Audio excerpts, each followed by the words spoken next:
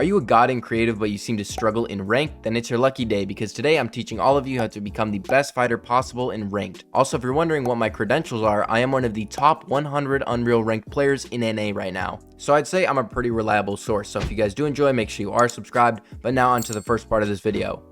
First up, let's talk about one of the biggest questions when fighting. How do you fight someone that is better than you? Now, one example is right here. As you can see, I'm literally on 50 HP and this is the player pushing me. Now, the only way to fight players like this that are constantly pushing you is by fighting them with more aggression when they don't expect it. So right here, when this player pushes on my wall, he's going to try and steal it, probably by shooting it with his shotgun, because the shotguns do a lot of damage to builds this season.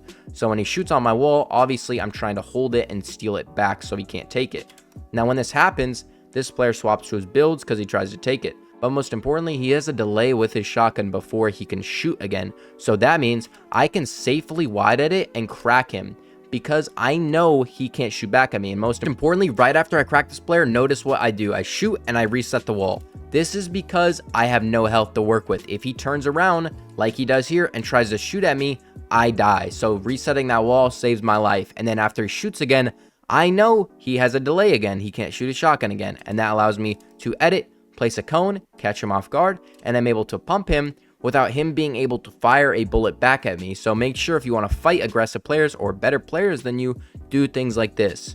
Now, every time you get in a fight, it's going to be different. I understand that. But one of the ways that you can be consistent in your fighting skills is by learning how to change angles consistently. Now, one very simple example of changing an angle is right here. Me and this player get into a fight. You're going to notice I full box him, but he steals the wall back, which is okay. And then I realize, obviously, there's no point in going for that wall because he has it and he can just edit on me. So I back up, reset, and look for a different angle. I notice that obviously I'd have to go through this whole box and this wall is his. So this angle wouldn't be good for me. So instead, I drop a layer below. This gives me a different angle and a different perspective to look from. And since I can see the different perspective, I see this cone is probably mine from the earlier build fight when I boxed him right here. So I know that this is mine. So instead, I'm able to get the floor and the cone, and I can double edit, catch him off guard. As you can see, he's looking forward and I was below him, and I catch him off guard, get a pump off, and pick up a simple kill just because I changed a few angles up.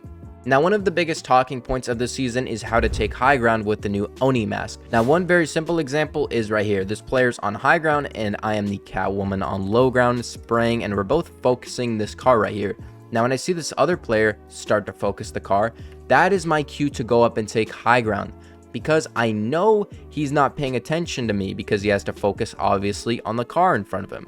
So this is the perfect time to throw my orb, catch him off guard. Notice by the time he turns around and looks at me, I've already thrown my orb above him and teleported. This means that I'm able to catch him off guard, get a full box on him, edit on him, and 200 pump him. This is simply just because I waited for the right moment to throw my orb.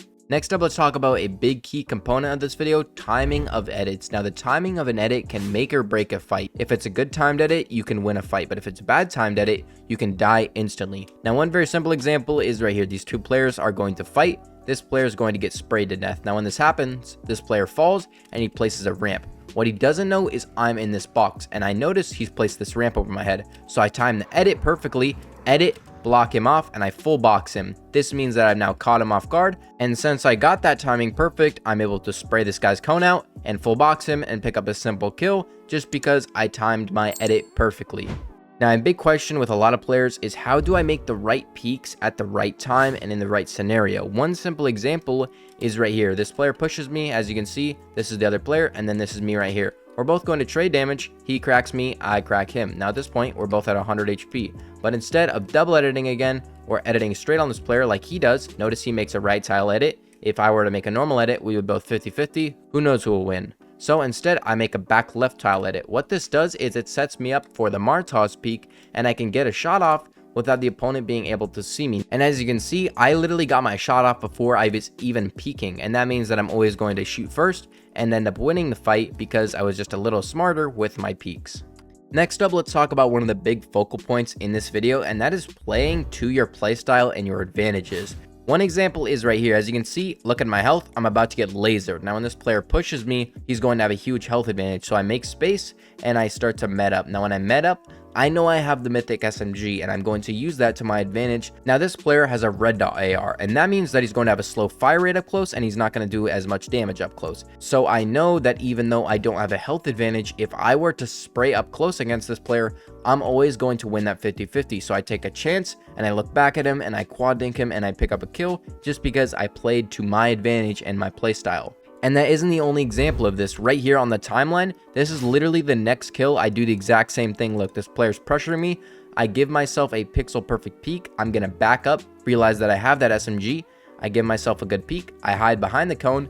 Look at the peek that I have set up. Even if this player peeks me and has peeker's advantage, I'm always going to win because I have an SMG up close, and that thing shreds and I'm able to quad dink him and pick up a kill. Again, just because I noticed I had an advantage. Now, one of the most annoying things to fight this season is the Typhoon Plate, because people will just jump in your box swinging the sword hoping to kill you, and sometimes it works, but I'm going to be showing you how to simply counter it. When a player goes up to your box and they want to swing on your box, simply elevate yourself one layer. I'm not joking, one layer will save you from life and death. I one layer elevate and this player wastes all of his swings, and I know that I can fall down, crack him, and again, he starts to swing on my wall. I elevate. This means that he can't hit me at all and he walks into my old box. I know I have both these tiles. I can double it in and pick up a kill simply just because I had a little bit of elevation. Now, a big problem with a lot of players is they simply just jump into boxes in 50-50 when they don't need to. So here's an example of when you shouldn't jump in a box. Now, when I box up, I'm going to be popping a big pop, but as you can see, I already have a really good amount of health, and this player knows that. But instead of maybe going down for a wall trying to steal it from a good angle, he simply just starts to spray in and jump in. There's no point in doing this because he doesn't have a health advantage and he doesn't have the gun advantage. So he's always going to lose that 50-50. So if you're wondering when's the actual right time to jump into a box, right here is the perfect time. I get a big beam on this player and I go up to his wall. Notice how I slide, carry my momentum through the wall while I'm spraying.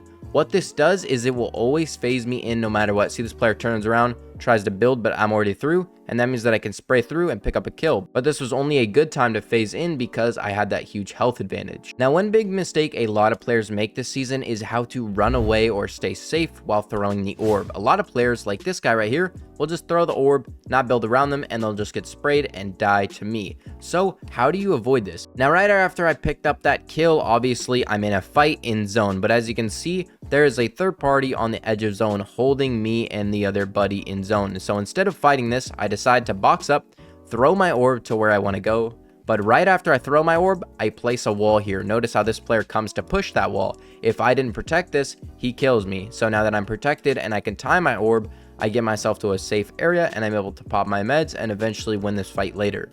Now, one of the best ways to become a smarter fighter is by learning when to leave a fight or make the fight easier in general. Right here, I'm boxed next to this other player and I'm medding up. And I realize, I take a look around, I'm like, you know what? Zone's pulling all the way here. I have a long way to go. So I decide I'm going to leave and bait like I'm leaving so that this other player will get out of that metal box. So I throw my teleporter and then I place silent. And since he heard that teleporter, obviously he thinks it's time to leave.